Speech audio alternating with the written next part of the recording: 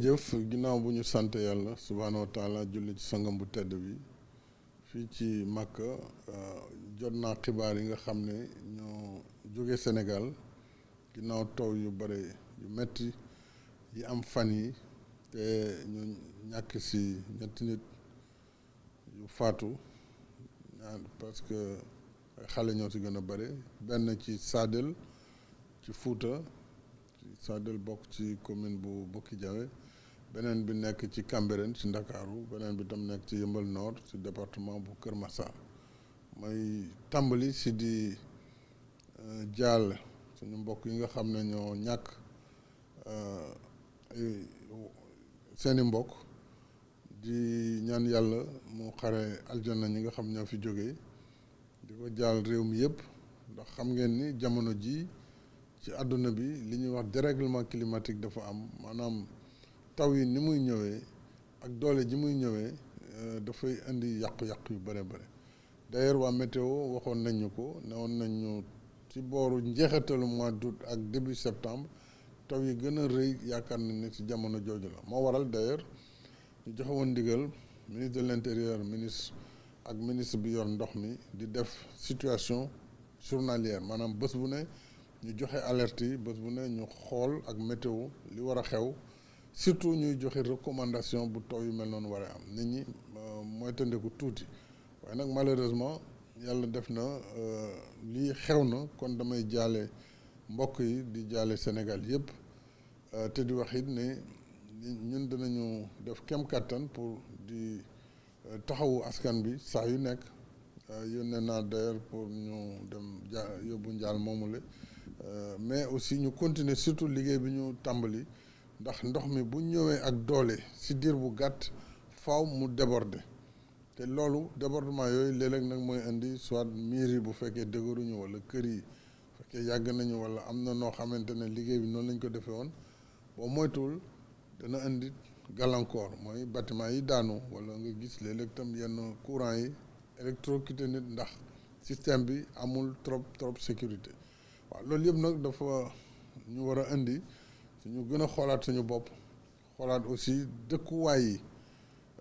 xam ngeen ne ci assainissement ñu ngi ciy def lu am solo waaye du mën a jeex tant que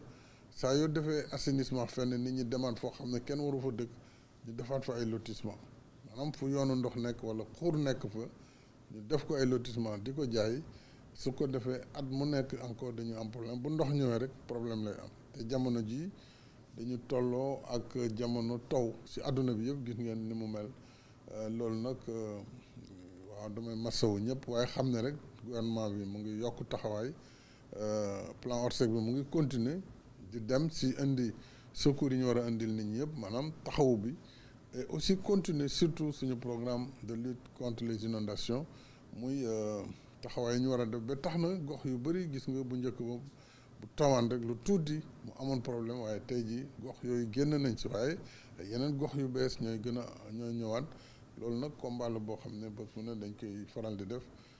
loolu daal laa bëggoon wax di masawuwaat coono askan wi réewum Sénégal yëpp rawatina ñi nga xam ne ñoom ñoo ñàkk seen mbokk si tiis bu mel nii.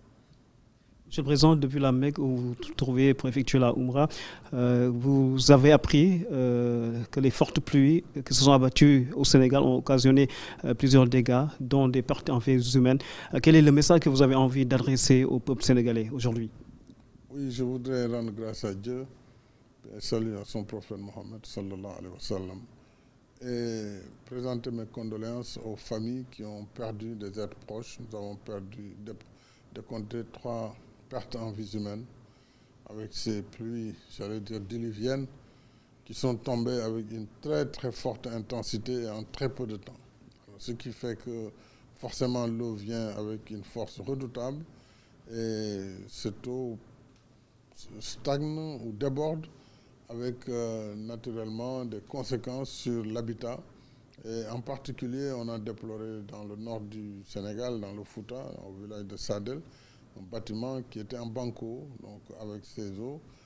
Et donc, il a été déploré une perte. À Cambérène également, on parle d'un cas d'électrocution, et à Keur Massar, dans le département de Keur Massar, notamment à Yëmbal Nord. Donc ça fait 3 décès, c'est beaucoup. En même temps, nous vivons des périodes de dérèglement climatique qui entraînent une non-prédictibilité. Il est très difficile aujourd'hui de prévoir qu'est-ce qui va se passer d'une année à l'autre. À l'intérieur d'une même année, d'une même saison, on voit aussi les changements qui peuvent intervenir. Mais déjà, quand même, la météo avait indiqué que les fortes pluies se concentreraient autour de la fin du mois d'août, début septembre. Bon, après, ça va s'estomper. Alors, dans cette séquence temporelle, bien sûr, nous sommes exposés à des risques. Et c'est pourquoi, depuis le déclenchement du plan Orsay, que nous l'avons maintenu, même s'il ne pleut pas, mais au cas où il pleut, tout le dispositif est sur place pour apporter les secours de l'État, organiser la riposte, c'est-à-dire assister les populations, évacuer les voies d'eau et apporter aussi le soutien aux ménages impactés et touchés. Et là aussi, vraiment,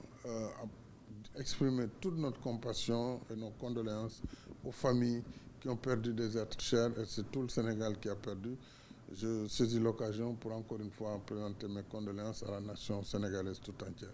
Et j'ai demandé au ministre de l'Intérieur et au ministre de l'Eau et de l'Assainissement, ainsi qu'au ministre en charge de la solidarité nationale, d'être au chevet de ces populations impactées et de poursuivre le travail qui sera renforcé, comme vous le savez. Et déjà, on travaille sur le second